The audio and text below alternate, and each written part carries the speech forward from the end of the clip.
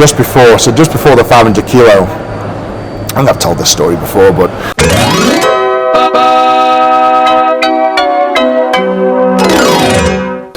you have broke the deadlift world record with 500 kg, which is still. I think that was like the turning point for me. I think the deadlift 500 kilo. I think because.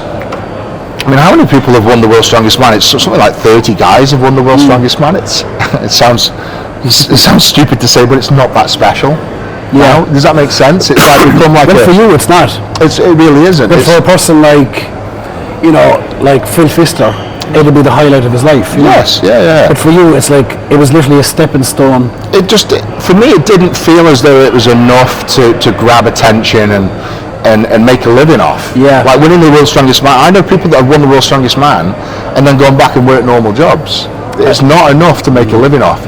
So I think the 500 kilo is what sort of cemented me that different place to everyone else. It's like the 500 kilo put me in the record books. It was, I mean, that was like it was the most viral feat of strength in history. Still is. And I think the two combined, I think that without World's Strongest Man is worthless, and World's Strongest Man without the 500 kilo is worthless. Does that make sense? Yeah, I know what you're saying. Yeah. The two combined just came hand in hand. Propelled me in my career. I suppose another thing about the 500 kilo deadlift is, like, so many people can relate to deadlift. Yes. They walk into the gym, they feel 100 kilos, like, fuck, Eddie Hall there last week deadlifted 500 kilos, like 5 times what we're doing. Whereas World's Strongest Man is different. You're watching World's Strongest Man, and you truly don't really know what the fuck rather is. That relatability is tough. The relatability with the World's Strongest Man can be a bit tough, but everyone knows what a 500 kilo deadlift is because you walk into the gym, it's like, oh, let's see what we can do. A lot of people pull up at like 180. Yeah, it's not even the gym. Like, most people will pick a box up or a suitcase and be like, oh, that's 30 kilo, fucking hell. So like, everyone could relate to picking something up from the floor. Whereas World's Strongest Man, and like we've just seen event 1 on the World's Strongest Man, you got to pick a Zerker up and run 10 meters and 10 meters back. As far as the viewer is concerned, that could just be an empty metal frame. Exactly, yeah. It doesn't make any sense. I don't know how hard that fucking thing is. Oh, fuck yeah. It's even, like, outside of the weight, the outside factors at World's Strongest Man. For me, it's the travel, not being able to sleep, and the heat. Yes. It just fucking fries me. Yeah. And then you see these people back in the UK. Do you know, you see people like failing a 340 deadlift, and you see this 105 saying, oh, I can fucking lift that if I want to. It's like, you fucking can't, you cunt. It's a completely different. I was one of those guys though, when I was younger, you'd watch the World's Strongest Man, I'd be there with my mum and dad like, I can fucking do that. I can fucking put that above my head. No fucking problem. And when you get older and you get into the sport, you realise that you fucking can't. It's so difficult, you know. It is difficult. It is so difficult. Go back to your 500 kilo deadlift. I remember when you first announced it, you deadlifted, was it 463? So I broke the world record at 462 at Leeds, Headingley Stadium, and I sort of went up to Colin Bryce after the event, and it was so easy, like the 462, so easy. And I went to Colin Bryce, I was like, look man, if you can get me some big money, I will come back next year and I will pull 500 kilo off the floor. And I remember you did that live interview on TV. Yeah, and everyone laughed. Like, there and then, everyone was just like, yeah, like $1 million, you know. It was just such, like, the disbelief from day one was quite comical. But yeah, I set that target. The disbelief is also, it's like,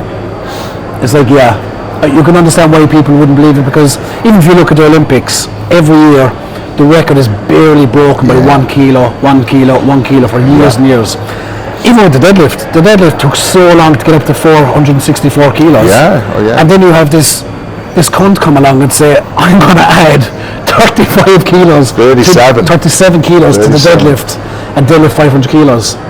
But a lot of people that know you, even when you speak about the deadlift, and I was speaking to Terry Hollins about it, and he said, I'll never forget having a conversation with Eddie Hall a couple of weeks beforehand, and you were speaking about the 500 kilo deadlift as if it was already done. That was just literally going to do it. There wasn't never an issue in your head that it was ever going to be not done. Do you know what I mean? Yeah.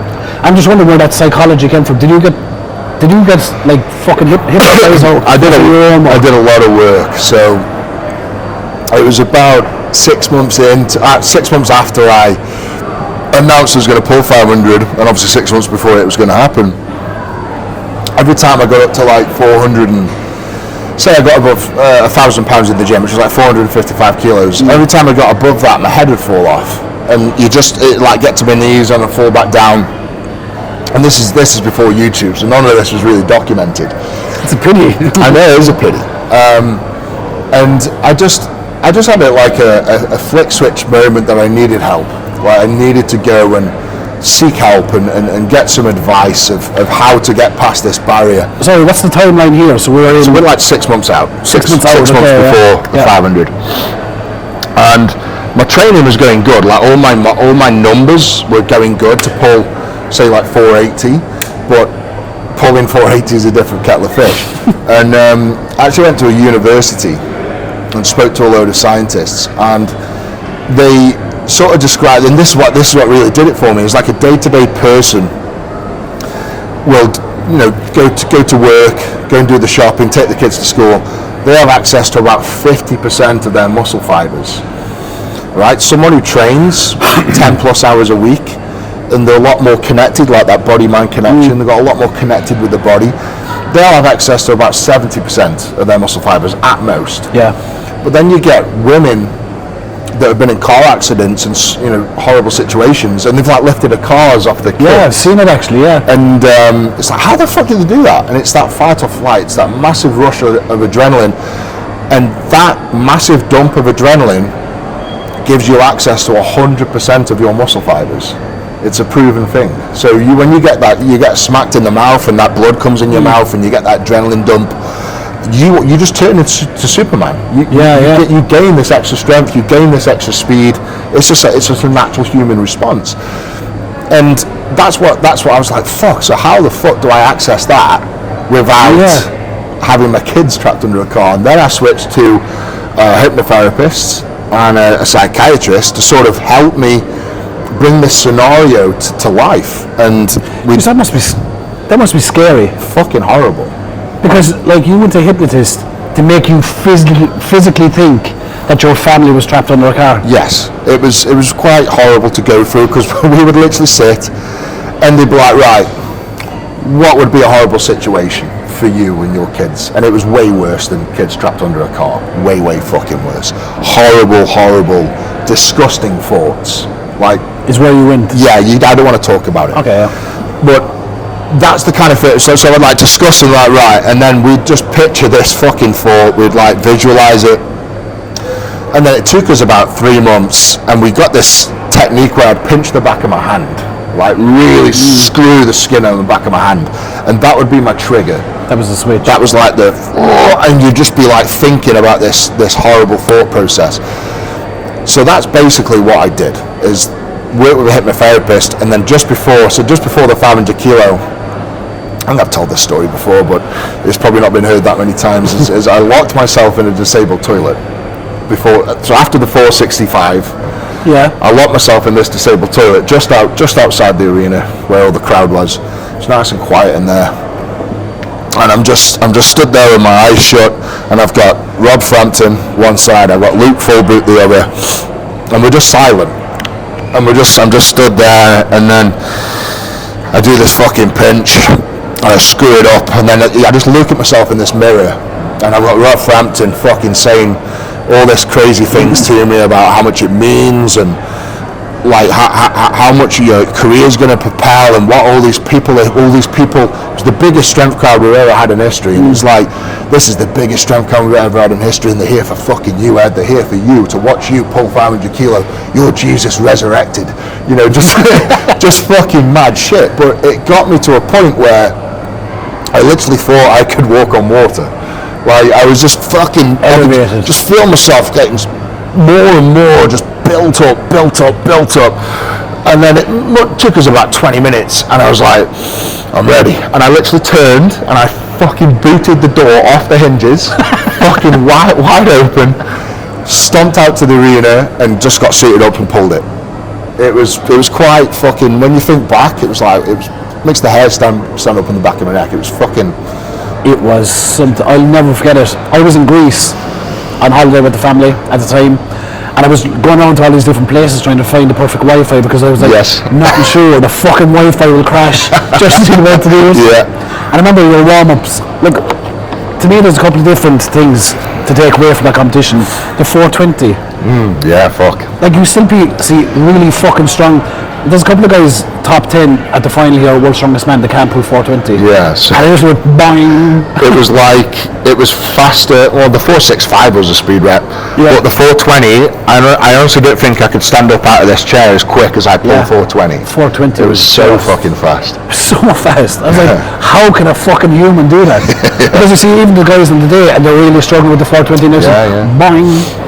Do you think, let's say there was another deadlifter there that day that pulled a 500, could you have gone more? I think so. I think if you'd have put 510 on that bar, I think I would have pulled it. I think like your max is probably like 520-ish.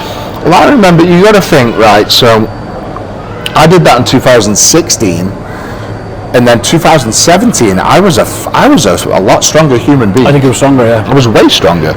And I remember one of the moments, and you kind of look back and you regret things, and you think, I wish I'd have done heavier, but in a way I'm glad I didn't. So I remember the world. Do you regret not going heavier? In a little way, but half of me then says, what if I'd have blew my spine out? Yeah, I didn't deal with that. And been in a wheelchair. Yeah. So you've got to weigh up the risk reward.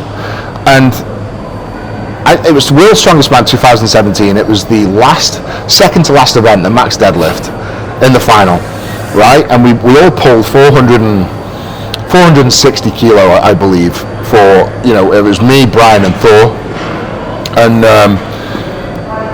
I just pulled it, and then I think Darren Sadler came up to me. He's like, "What do you want your next jump to be? Like, what's the next weight? We need your advice." And I literally turned to him. I said, "Put whatever the fuck you want on. I don't fucking care. I will pull it."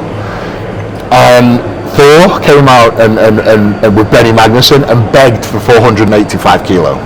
And this is, you can ask Darren. They begged for it. Thor, just by the skin of his teeth, pulled 460, and they were begging for 485. And I didn't hear any of this, but it's all on camera. I've seen all the footage. And Darren and Magnus Ver and everyone were like, "Fuck off! You're just doing this to fuck Eddie over." So they upped the weight to 472.5, which I think was a fair jump. 7.5 kilo. 12.5 kilo. And I went out and pulled it, and that was a speed rep. It was like, and that was on a stiff bar. It was a 2-inch axle. And stiff bar, had no flex in it whatsoever, and I stood up with it as, again, like I stood up with that 420, just bang. And I went on to win the contest, and then in the interview, and this was shown somewhere, I'd definitely seen the footage, I was asked, what do you think you could have pulled on that deadlift? I was like, I genuinely believe that day I could have pulled 520 kilo. Yeah, and I said that. Like I said that in 2017 after I won. I was like, you put 520 on my bar, I'd have fucking pulled it. No one could argue with that. No, it was crazy. And to be honest with you, and I'd speak to Luke Richardson a lot, because Luke is the type of guy that loves to dissect every little fucking small little tiny detail. It's part of his fucking whatever the fuck is wrong with him. But if we speak about it, and the strongest lift of all time is at 472. Yeah, I think so. I think in a way it's more impressive than people won't get that. They won't, but I think it's more impressive than the 500 kilo, because it was the 10th event within a 6-day period. So we were already fried, and we'd done however many lifts to get to that point. And it was the stiff bar. It was it had no flex. No flex. Shitty bar. In Africa. Scorching heat. Shit sleep, shit food. Everything. Yeah. It's as if that actually made you better. Yeah. No, I agree. But it's like I say, at the time, because no one was even close to me, and there was talks with Giants Live of doing more than 500 kilo, and I was like, why? I was like, you put 501 on, it's like, it's done. 502, 503. I was like, I've sort of broke the barrier. I've made that statement, and anything else after that is just fucking crickets. Yeah. No one gives a fuck. No. And that's why I never went for anything heavier, is because no one was anywhere near close to me. I had no competition, and there was no reward. Like, they weren't going to put that big prize money up for pulling 501. And I couldn't go to a booking agent and be like, right, let's put, $5,000 on Eddie Hall to pull 501, because they're going to be like, he's going to fucking pull it. Yeah. And that's... Did you put money in yourself to pull 500? I did not. But somebody, I heard, not me, got a 25 to 1 odds. Oh my God. And put $3,500 down. $3,500 at 25 to 1 odds. Yeah, plus the prize money. This guy got the prize money as well. You got no.